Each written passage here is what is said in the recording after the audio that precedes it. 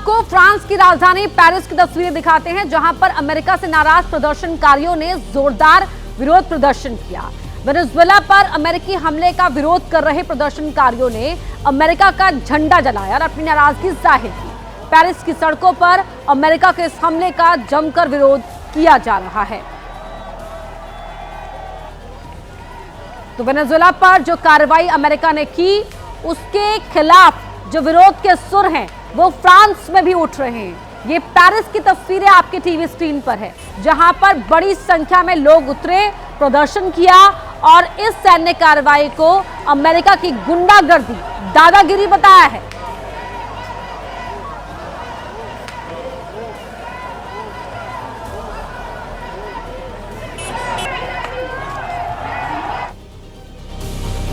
और बड़ी खबर का रुख कर रहे हैं, वेनेजुएला के राष्ट्रपति मादुरो की गिरफ्तारी का विरोध शुरू हो गया है। अमेरिकी सेना ने मादुरो को वेनेजुएला पर हुए सैन्य हमले के बाद कैदी बना लिया था।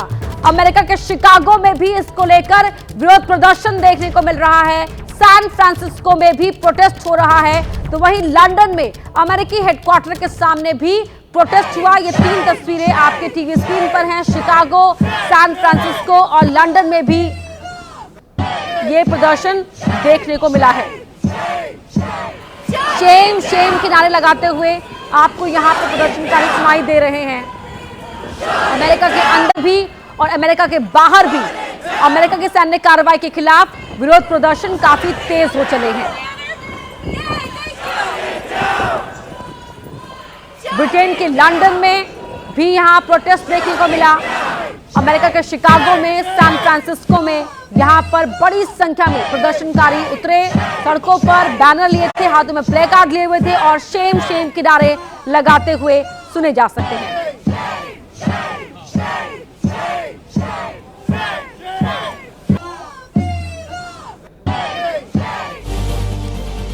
मादुरो को जिस तरह से अमेरिकी की सेना ने बंदी बनाया, उसके बाद एक बड़ा फैसला सामने आया है। वेनेजुएला में अंतरिम राष्ट्रपति नियुक्त किया गया है। डेल्सी रॉड्रिग्स वेनेजुएला की अंतरिम राष्ट्रपति बनाई गई है। वेनेजुएला के सुप्रीम कोर्ट ने अंतरिम राष्ट्रपति की नियुक्ति की। उससे पहले डेल्सी रॉड्रिग्स उपराष्ट्रपति के पद पर सेवाएं दे रही थी। तो सुप्रीम कोर्ट ने ये अंतरिम राष्ट्रपति की नियुक्ति की है और डेल्सी रॉड्रिग्स को अंतरिम राष्ट्रपति सुप्रीम कोर्ट की ओर से बनाया गया।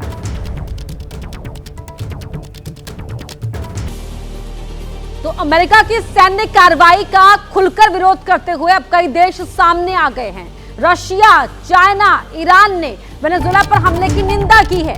अमेरिका और वेनेजुएला की लड़ाई में किम जोंग की एंट्री भी हो गई है।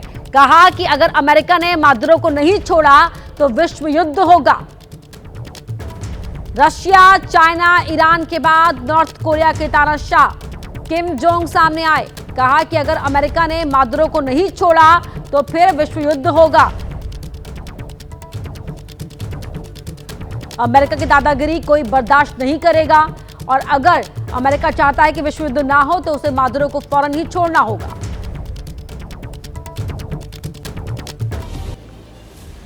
जम्मू कश्मीर और उत्तराखंड में हुई भारी बर्फबारी से यहां की सूरत ही बदल गई। यहां की वादियां गुलजार हो गई। बर्फबारी के कारण कई इलाकों में तापमान 0 से काफी नीचे चला गया है, लेकिन कड़ाके की ठंड के बीच बर्फ से ढकी खूबसूरत वादियों को देखकर टूरिस्ट के चेहरे खिल उठे। जम्मू कश्मीर के डोडा और उत्तराखंड के रुद्रप्रयाग में मौजूद केदारनाथ धाम में भारी बर्फबारी हुई। इसकी वजह से वहां बर्फ की मोटी चादर बिछ गई। जम्मू कश्मीर से उत्तराखंड तक बर्फबारी का ये दौर जारी है और इस वक्त तमाम पहाड़ बर्फ से ढके हुए नजर आ रहे हैं।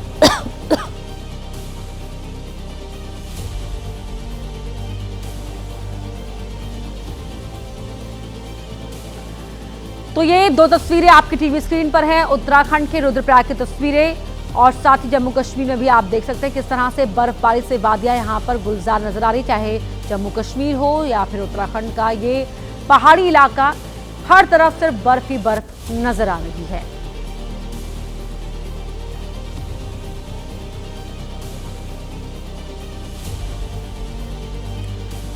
तो पहाड़ों पर बर्फ गिर रही है, मैदानी इलाकों में ठंड बढ़ रही है। उत्तर भारत के राज्यों में कड़ाके की ठंड और कोहरा लोगों के लिए परेशानियां लेकर आए हैं। कोहरे और शीतलहर के सितम ने लोगों की मुश्किलों में इजाफा कर दिया है।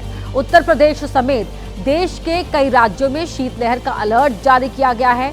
कोहरे की वजह से देश के कई इलाकों में ट्रेनें देरी से चल रही हैं। वहीं सड़कों पर भी चलना मुश्किल हो गया है। विजिबिलिटी कम होने की वजह से हालात ये हैं कि लोगों को सड़क पर कुछ दिखाई ही नहीं दे रहा।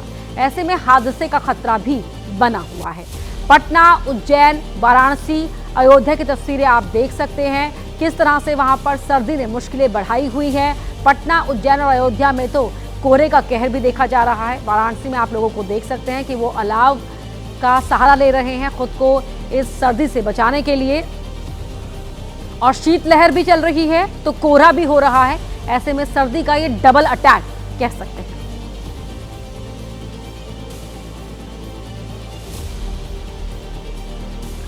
वहीं वेनेजुएला में हुए अमेरिकी हमले की एंट्री अब देश की सियासत में भी हो गई है, क्योंकि असदुद्दीन ओवैसी ने अमेरिका की दुहाई देते हुए कहा कि जब ट्रंप वेनेजुएला के राष्ट्रपति को उनके देश से उठा सकते हैं तो क्या हमारी सरकार पाकिस्तान में बैठे आतंकियों को उठाकर नहीं ला सकती।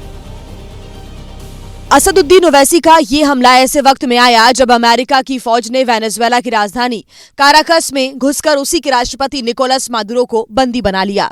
अब इसी को लेकर ओवैसी ने सरकार को निशाने पर लिया है। जब ट्रंप अपनी फौज को भिजाकर वेनेजुएला से कदमी को उठा सकता है, जब सऊदी अरब यमन में मुखल्ला के पोर्ट पर बमबारी कर सकता है, मोदी जी हम आपको कह रहे हैं, आप पाकिस्तान में भिजाकर जो मुंबई की सड़कों पर साजिश करने वाले 9/11 के जालिम लोग हैं, चाहे वो मसूद अजहर हो या फिर लश्कर तैयबा का वो जालिम शैतान हो, मोदी जी 56 इंच का सीना है तो भिजाकर उठाकर लाओ। ओवैसी ने ये बात मुंबई के गोवंडी में आयोजित एक जनसभा में कही, जहां ओवैसी लगातार केंद्र और महाराष्ट्र सरकार को अपने निशाने पर ले रहे थे।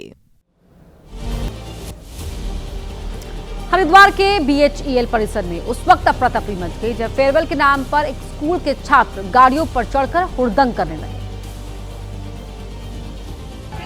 फेयरवेल के नाम पर की गई इस हुड़दंग के कई वीडियो भी सामने आए हैं, जिसमें छात्र गाड़ियों की छत पर चढ़कर स्टंट करते हुए नजर आ रहे हैं। वहीं कई छात्र अपनी गाड़ियों को हाई स्पीड पर दौड़ाते दिखे, जो न सिर्फ अपनी बल्कि आम लोगों की सुरक्षा के लिए खतरा पैदा कर रहे थे। हालांकि जैसे ही BHEL के सुरक्षाकर्मी मौके पर पहुंचे, वैसे ही हुड़दंग मचा रहे छात्र मौके से भाग निकले। लेकिन इस तरह से छात्रों ने उत्पात मचाया, उससे स्थानीय लोग खासे नाराज दिखे। लोगों ने इन छात्रों के खिलाफ एक्शन की मांग की है ताकि भविष्य में इस तरह की कोई घटना ना हो। इंदौर में दूषित पानी पीने से हुई मौत के बाद मध्य प्रदेश सरकार गंदे पानी को लेकर अलर्ट मोड पर है, जिसकी एक तस्वीर सागर में देखने को मिली, जहां गंदे पानी को देख नगर निगम पानी की टंकियों की सफाई करने कूद पड़ा।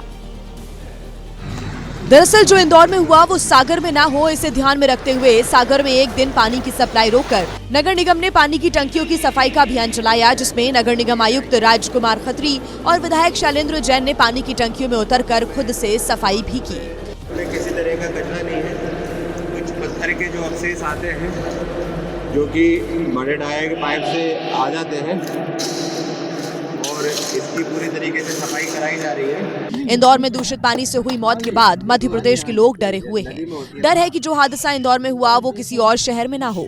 यही वजह है कि सागर में नगर निगम फुल एक्शन में नजर आया, लेकिन नगर निगम के दावे के बाद भी कई टंकियों में पानी इतना गंदा मिला कि स्वच्छ पानी देने के दावे पर सवाल खड़े होते दिखे। हालांकि तुरंत ही नगर निगम फावड़ा तसला लेकर कचरे को निकालने में जुट गया, लेकिन सवाल ये है कि आखिर ये सफाई रूटीन में क्यों नहीं होती, क्यों किसी हादसे के बाद ही सिस्टम की नींद खुलती है। यूपी के गाजियाबाद में एक इनामी बदमाश को पुलिस ने मुठभेड़ में घायल कर दिया। आरोपी के पैर में गोली लगी, जिसे अस्पताल में एडमिट कराया गया।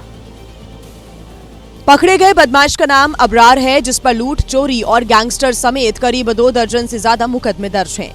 पुलिस को लंबे समय से अबरार की तलाश थी, लेकिन जब पुलिस मसूरी तिराहे पर रूटीन चेकिंग कर रही थी तब पुलिस ने अबरार को रुकने के लिए कहा, लेकिन अबरार ने पुलिस पर हमला कर दिया, जिसके जवाब में पुलिस ने कार्रवाई की तो पुलिस की एक गोली आरोपी के पैर में लगी, जिससे वो घायल हो गया। अपनी बाइक को मोड़ने का प्रयास करके भागने की कोशिश की और साथ ही पुलिस पार्टी पर जान से मारने की नियत से फायर भी किया। आत्मरक्षा हुई। जवाबी फायरिंग में पुलिस की तरफ से जो फायरिंग हुई उससे इस व्यक्ति के पैर में गोली लग गई। पुलिस ने आरोपी के पास से 315 बोर का अवैध तमंचा, 1 जिंदा कारतूस और 1 खोखा बरामद किया है। वहीं बिना नंबर प्लेट की बाइक भी जब्त की गई है, जिससे आरोपी जा रहा था। राजस्थान के सिरोही में उस वक्त अफरा तफरी मच गई जब किसी ने टायरों के ढेर में आग लगा दी। इससे घरों में काला जहरीला धुआं भर गया, लोगों को सांस लेना मुश्किल हो गया। जिस जगह आग लगी वहां आसपास पीएम आवास थे, जिसमें धुआं भर जाने की वजह से लोगों का दम घुटने लगा।